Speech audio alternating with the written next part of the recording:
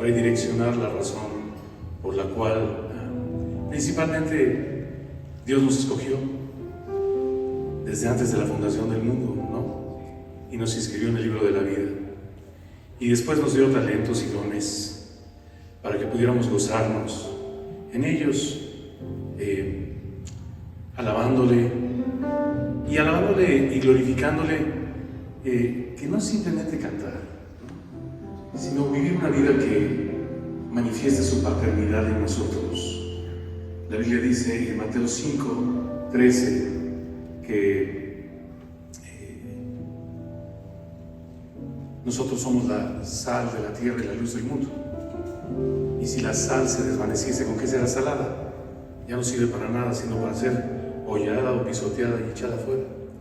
Y nosotros somos la luz del mundo también. Y lo que me encanta de esto es que dice: y una ciudad asentada sobre un monte no se puede esconder. No, tu vida no se puede esconder ni aunque quieras, ¿no? Si Dios ha prendido esa luz en tu vida, aunque quieras esconderte, es imposible. Me imagino a Jesús en el monte de las bienaventuranzas, viendo Jerusalén a lo alto, hablando con sus discípulos y prendiéndose las antorchas en Jerusalén. El Señor diciendo: volten a ver una ciudad asentada sobre un monte, no se puede esconder. Ni se enciende una luz y se pone debajo de un almud, sino sobre el candelero para que alumbre a todos los que están en casa. Así alumbre su luz delante de todos los hombres, para que, viendo vuestras buenas obras, glorifiquen a vuestro Padre que está en los cielos. Tú eres una luz, ¿no? Y tu luz y esa luz que Dios ha prendido en tu vida, aunque quieras, no se puede esconder.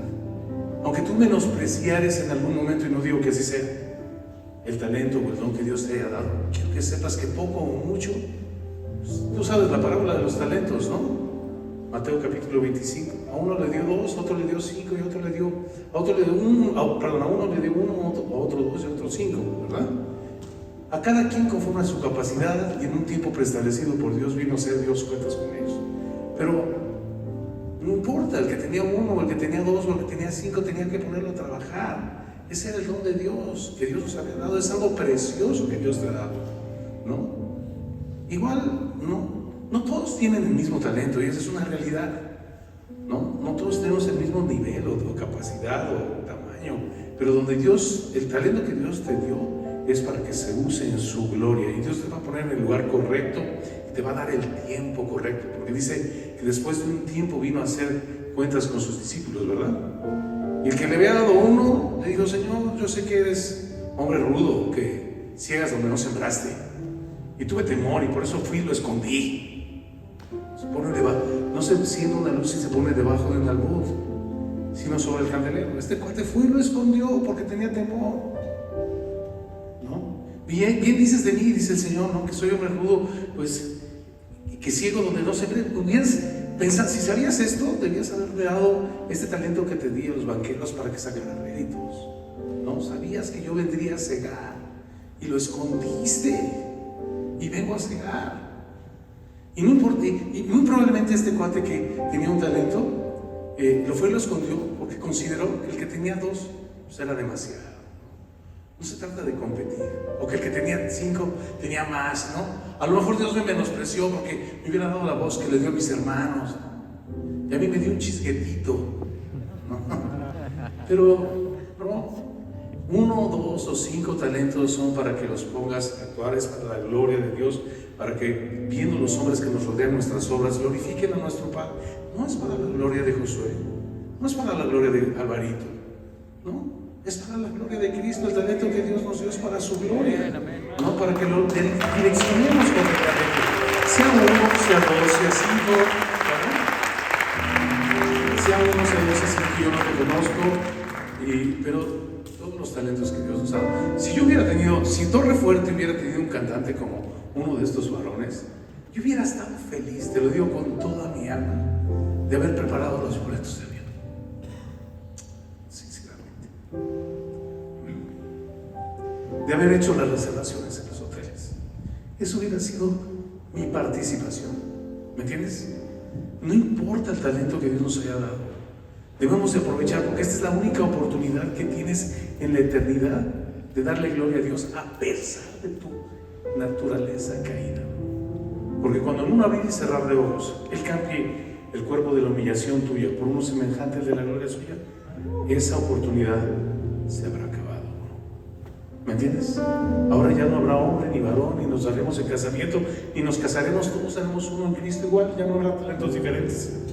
Pero en esta oportunidad es tu única oportunidad para que, a pesar de lo que eres, a pesar de tu naturaleza caída, Cristo se glorifique en ti a través de lo que hizo por nosotros, a través de sus dones, de sus talentos.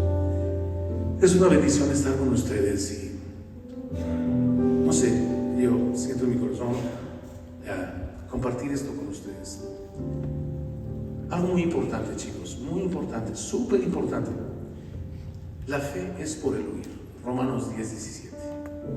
Y el oír es por la palabra de Dios. Me estoy tropezando. El oír es por la palabra de Dios. Voy a decir algo que a lo mejor va a sonar fuerte en una convención como esta, pero es la verdad. Es la verdad.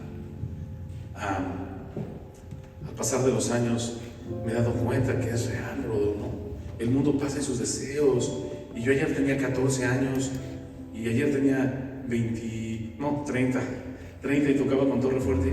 Y en la mañana me levanté y tenía 62 años. Y cuando pasaron 30 años no me di cuenta. Así es, la vida del hombre es como la hierba, que florece por un tiempo. Y su gloria es como una flor que cuando sale el sol se quema y la hierba se seca, ¿no? Y la flor se cae y perece su hermosa apariencia. Así es nuestra vida. Y me he dado cuenta de muchas cosas. Fui joven y envejecido, ¿no? Y no he visto un justo que mendigue pan, ¿no? Pero como parte de esto, déjame decirte que el oír no es por causa de la música. En una convención como esta eso va a sonar duro. El oír es por causa de la palabra de Dios. La razón por la cual Dios hizo diferencia en las moléculas que chocan en el aire para que pudiéramos distinguir su diferencia, ¿no? Es para que pudiéramos escuchar el tono de su voz sellado en su palabra. O sea, la música es una herramienta, no la adores, porque entonces estarías adorando un becerro de oro y estarías perdiéndote, ¿no? Prepárate, échale todas las ganas del mundo, pero necesitas conocer la escritura, bro. Pero muchas personas desarrollan una religión evangélica emocional, musical. A mí me pasó, tengo 62 años, te lo estoy contando para que no caigas ahí, ¿de acuerdo? Íbamos a todos los congresos de música de aquel tiempo. Mira, la música cristiana en aquel tiempo tomó un auge increíble. A finales de los 80s, principios de los 90s, Marcos Witt, Miguel Casina. Hoy cantaron una canción de Miguel Casina. Una canción de Miguel Casina, tu fidelidad es grande, no pasa. Fue un tiempo impresionante donde Dios nos regaló canciones, donde Dios regaló talentos, donde sentimos de parte de Dios que dos reciben mejor salario por su trabajo que uno, y nos asociamos con Miguel y con Marcos Witt y con Marcos Vidal, la gente de nuestra generación, y hubo algo increíble, ¿no? Pasó algo increíble. Pero ¿sabes? Creo que empezó a desvanecerse el día que empezamos a recargarnos en los talentos y no en la escritura, ¿no? En la capacidad para cantar, en la capacidad para tocar, no sé, ¿no? Y no en la palabra de Dios, sino en nuestro tiempo devocional con Dios. La fe es por el oír y el oír es por la palabra de Dios. Y la fe es un regalo de Dios. Y dice Hebreos 11:6 que sin fe, ¿qué? Es imposible agradar a Dios, porque es necesario que el que se acerca a Dios crea que le hay y que es galardonador de los que le buscan, ¿no? Sin fe, sin el elemento de fe, es imposible agradar a Dios. Puedes tocar bien chido, puedes cantar bien chidos, puedes tener una capacidad musical increíble. Es imposible sin fe. Y la fe no viene de cantar, la fe no viene de la emoción, la fe no la produce la pituitaria ni el hígado. La fe es por el oír, bro. Y el oír, la razón de oír es por causa de la palabra de Dios. Eso es algo que toma tiempo de entender. Dice Efesios 2, 8, 9 y 10. Por gracia sois salvos, por medio de la fe. Y esto, la fe, no de vosotros, pues es un don de Dios, un regalo de Dios. No la produce, ay, tengo ganas de tener fe, no, ahora sí. No, es un regalo de Dios. No por obras para que nadie se gloríe, porque somos hechura suya, creados en Cristo para, no por, pero sí para. No es por obras, pero sí es para buenas obras, las cuales Dios preparó de antemano para que anduviésemos en ellas, ¿verdad? Así dice Efesios 2, 8, 9 y 10. Así que la fe es un regalo de Dios. Efesios 2, 8, Romanos 10, 17, que viene por el oír, y el oír es por la palabra de Dios. Hebreos 11, 1 y 2 deja un efecto de certeza y convicción. Después la fe, la certeza de lo que se espera, la convicción de lo que no se ve. Y Hebreos 11, 6, sin fe es imposible agradar a Dios. Puedes cantar bien chido, puedes tocar bien chido, te puedes saber todas las escalas, todo lo que quieras, puedes mover aún las emociones de la audiencia, pero no vas a transmitir el mensaje del Evangelio. Necesitas volverte a la Escritura. Necesitas reconectarte con Dios, reconectar tus talentos que fueron creados para su gloria a la Escritura. En Juan, el Evangelio de Juan, capítulo 7, los hermanos de Jesús le recriminaban y le decían: ha llegado la hora de la fiesta de los tabernáculos. ¿Por qué no subes al templo y te das a conocer? Porque dice en la Biblia que los adelfos, Juan, Jacobo, José, ¿no? Marcos 6, 3, ahí puedes saber quiénes eran los hermanos de Cristo. No creían en Él, bro. No creían en Él. Creyeron después de la resurrección, ¿no? Cuando lo vieron resucitado, pues ahí ahora sí. Wow, ¿no? Pero y se burlaban de Él y decían: sube a la fiesta de los tabernáculos, porque cualquiera que quiera hacerse famoso, aprovecha la fiesta, sube. Y el Señor les decía: mi hora no ha llegado para subir a esa hora, a esa fiesta. Ustedes viven bajo el horario del mundo, de las circunstancias, de lo temporal. Pero yo tengo una agenda que mi Padre me dio y todavía no subo a esa fiesta. Voy a subir pronto, bro, a dar mi vida, pero todavía me queda, ¿no? Y sin embargo subió secretamente como a la mitad de la fiesta. Y en el último, esa fiesta duraba 7 días, la última fiesta de las fiestas solemnes del pueblo de Israel. Y me encantaría platicarles porque era la última, pero no hay tiempo hoy. La fiesta donde se establece el reino de Dios en la tierra, la fiesta de los tabernáculos. Eso representaba esa fiesta. Entonces, dice la Biblia en el versículo 36 y 37, Juan 7, 36 y 37, que en el último gran día de la fiesta, Jesús se puso en pie y alzó su voz diciendo lo que yo quiero decirles hoy.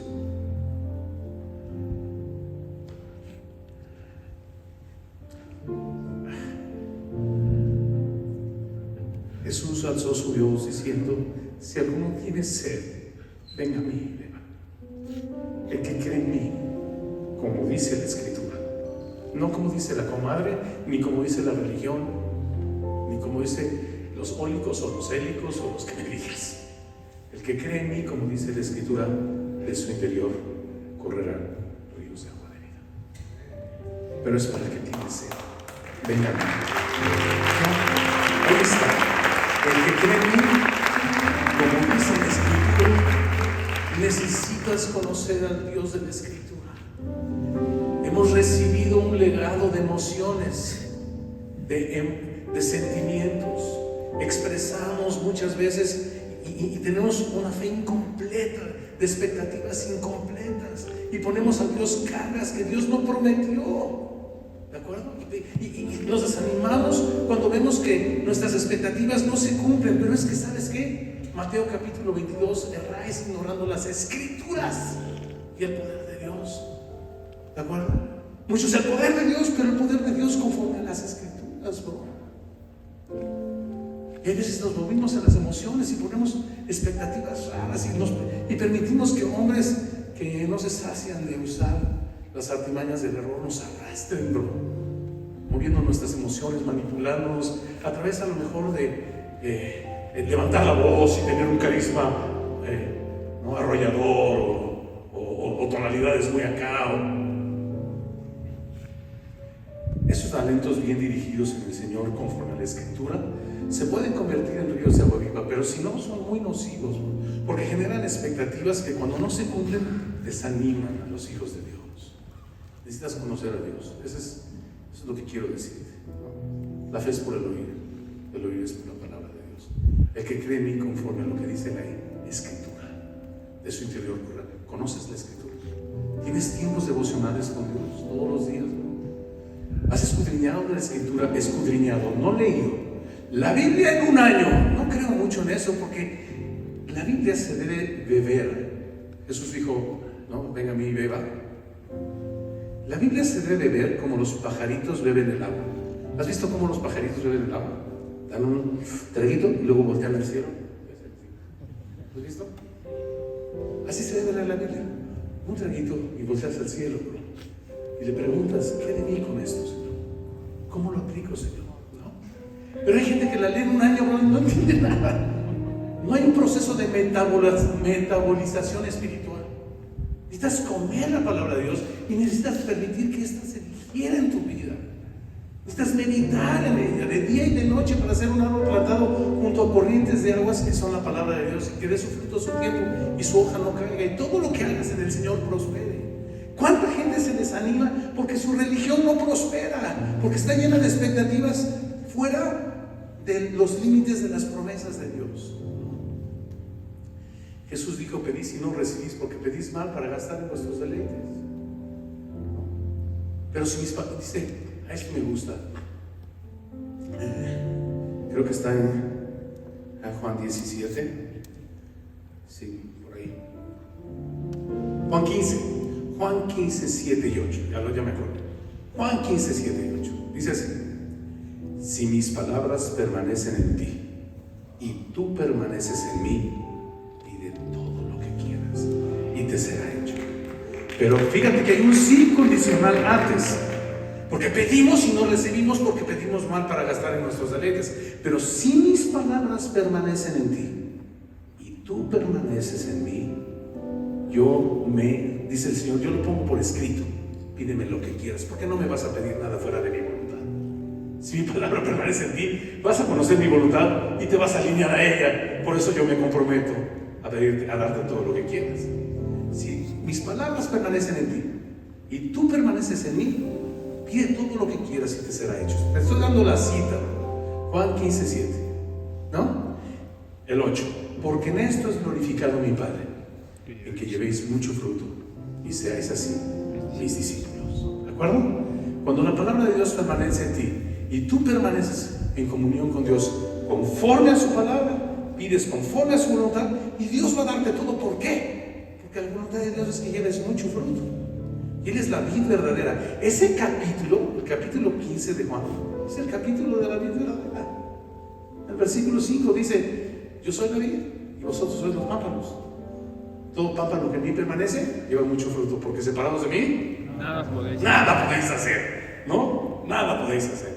Así que, de una manera objetiva y práctica, permanecer en la vid es permanecer en la Escritura. Otro pasaje, Juan 14, 21 al 23. Juan 14, 21 al 23.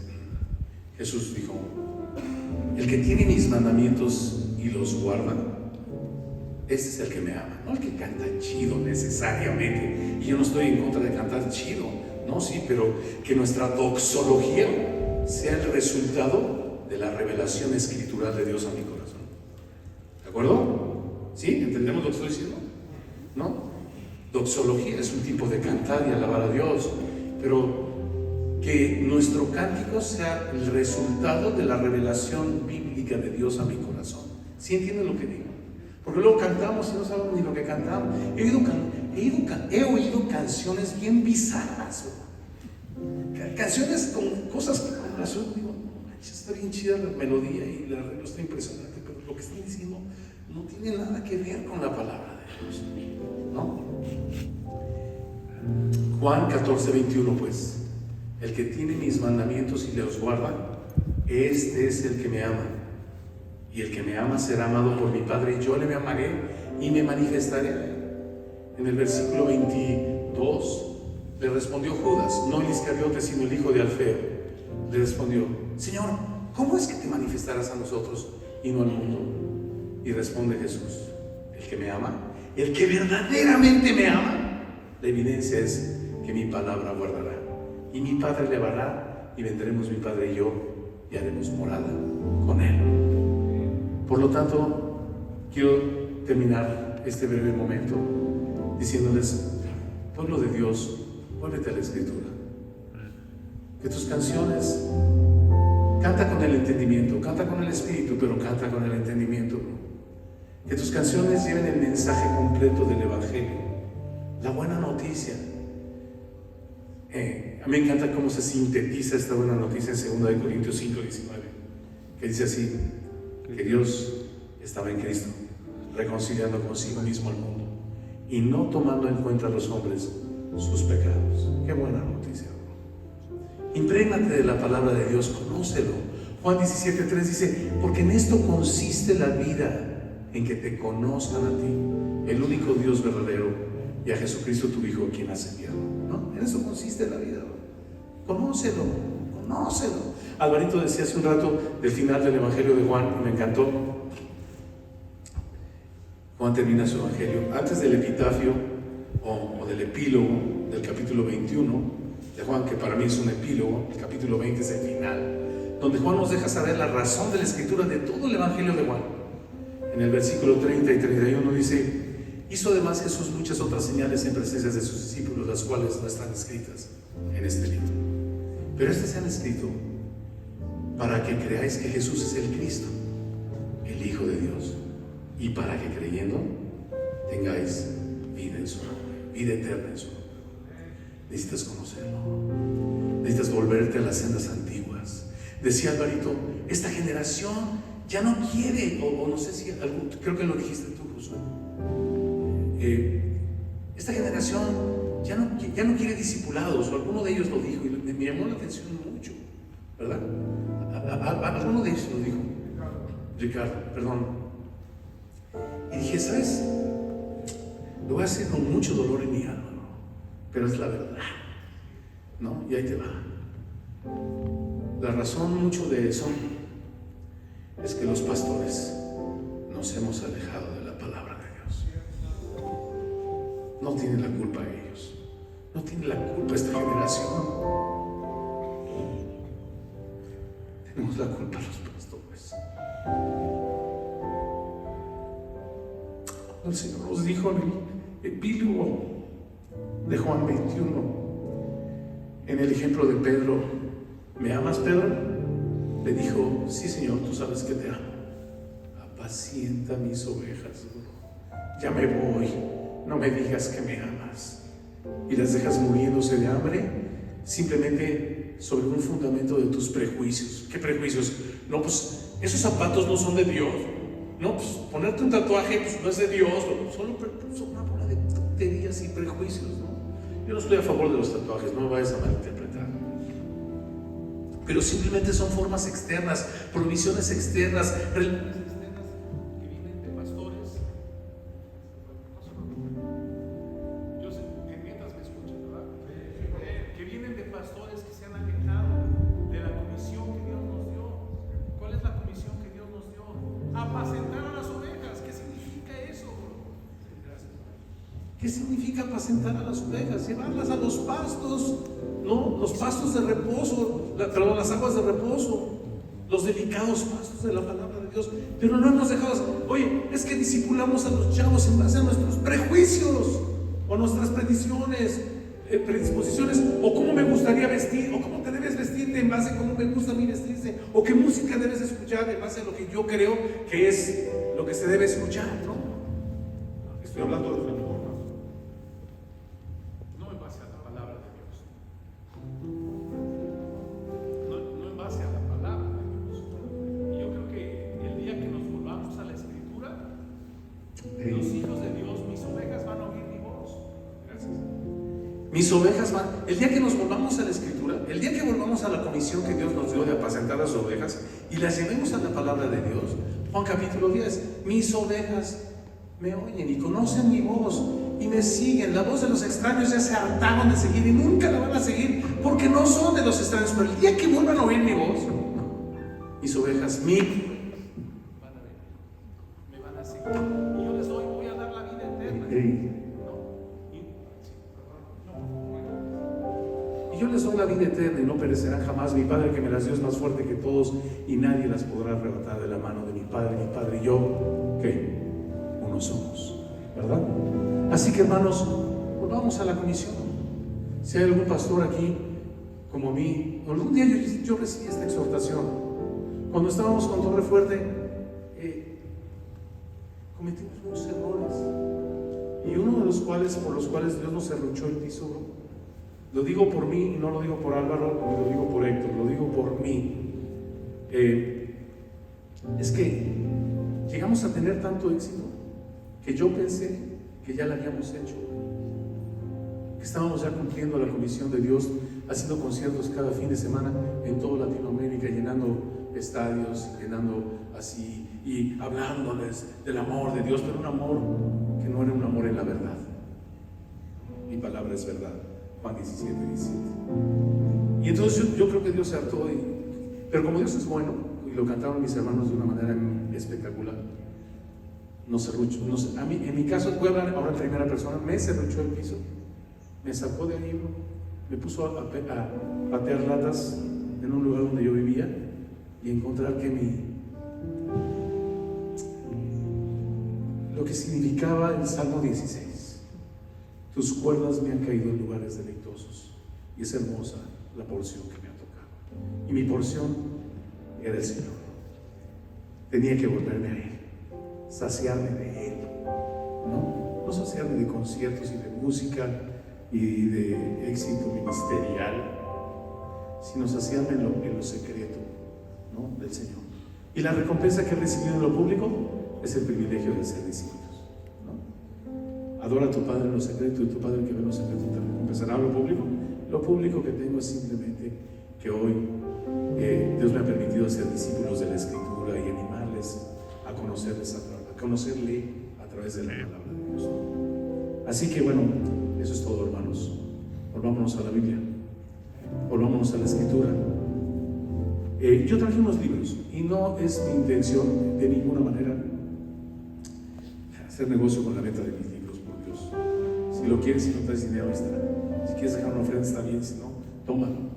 Hay uno que se llama, entre los que traje, que se llama Aprendiendo a ser un discípulo, que son 7 pasos que el Señor enseñó para aprender a relacionarte con Él a través de la Escritura. ¿No? Sí. El último de ellos es Aprendiendo a ser la iglesia. Ese no lo traje, pero es que es el resultado. La iglesia es el cuerpo de Cristo. Vivimos bajo una autoridad y bajo un diseño de Dios, pero eso no empieza ahí, empieza en tu relación personal con Dios. Y aprender a ser un discípulo es aprender a relacionarte con Él espiritualmente, no emocionalmente, no. Y entonces las ovejas del Señor, oyendo su voz, volverán a querer comer pastos. No sé quién de ustedes lo dijo, que hoy no se quieren discipular, y estoy de acuerdo, pero la culpa no la tienen ellos.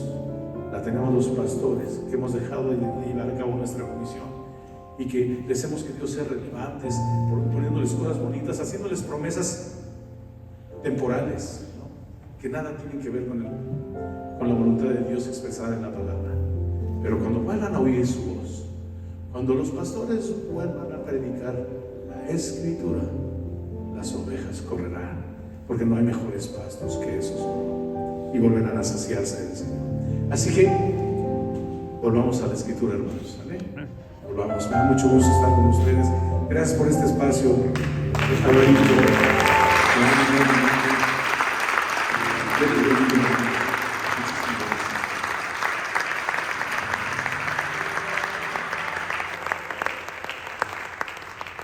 pido que no se vaya a Alberto. Este es el libro, se lo tienen que llevar. Y como dijo, y si no tienen, ahí está. Yo con sombrero ajeno, ¿no? Pero aquí está, sí.